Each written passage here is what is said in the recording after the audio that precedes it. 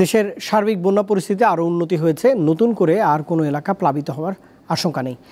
দুর্যোগ ব্যবস্থাপনা ও ত্রাণ মন্ত্রণালয় আজ এই তথ্য নিশ্চিত করেছে। তবে পানিবন্দী হয়ে আছে লাখ লাখ মানুষ।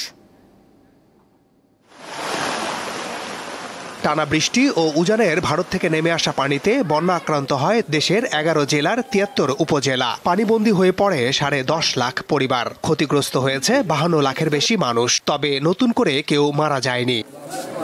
রবিবার চলমান বন্যা পরিস্থিতি নিয়ে নিয়মিত ব্রিফিংয়ে এসব কথা জানান দুর্যোগ ব্যবস্থাপনা ও ত্রাণ মন্ত্রণালয়ের সচিব। বলেন, বন্যা পরিস্থিতির উন্নতি অব্যাহত আছে। দেশের উত্তর পূর্বাঞ্চল, দক্ষিণ পূর্বাঞ্চলে প্রধান নদীসমূহের পানির সমতল হ্রাস পাচ্ছে, অর্থাৎ বন্যা পরিস্থিতির উন্নতি হচ্ছে। এছাড়া বিগত 24 ঘন্টায় কুমিল্লা, ব্রাহ্মণবাড়িয়া, ফেনী জেলার এবং ভারতীয় ত্রিপুরা পার্শ্ববর্তী যে অঞ্চল রয়েছে সেখানে অববাহিকায় উল্লেখযোগ্য পরিমাণ বৃষ্টিপাত পরিলক্ষিত হয়নি এবং উজানের নদ নদীর পানির সমতল হ্রাস সেটা অব্যাহত রয়েছে। এর ফলে মৌলভীবাজার, হবিগঞ্জ, ফেনী, কুমিল্লা এবং চট্টগ্রাম জেলার নিম্নাঞ্চলের যে পানি বন্যা পরিস্থিতি আছে সেটা উন্নতি অব্যাহত রয়েছে।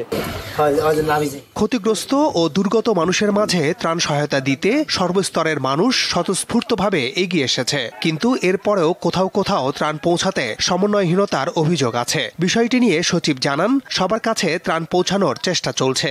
সমন্বয়হীনতার খবর আমাদের কাছে আসেনি। জেলা প্রশাসকগণ এবং স্থানীয় সেনাবাহিনী যারা কর্মরত রয়েছেন, তারপরে বৈষম্য বিরোধী ছাত্র আন্দোলন যারা রয়েছেন, তারা ওখানে একসাথে সমন্বয় করে কাজ করছেন। কোথাও সমন্বয়হীনতার কোনো খবর আমাদের কাছে আসেনি এ পর্যন্ত। তিনি জানান, পানিবন্দী ও ক্ষতিগ্রস্তদের জন্য 3654টি আশ্রয় কেন্দ্র খোলা হয়েছে। এতে 4,15,000-এর বেশি মানুষ আশ্রয় নিয়েছে। রয়েছে 22,000-এর বেশি গবাদি পশু। মাহমুদ শাওন, দীপ্ত সংবাদ, ঢাকা।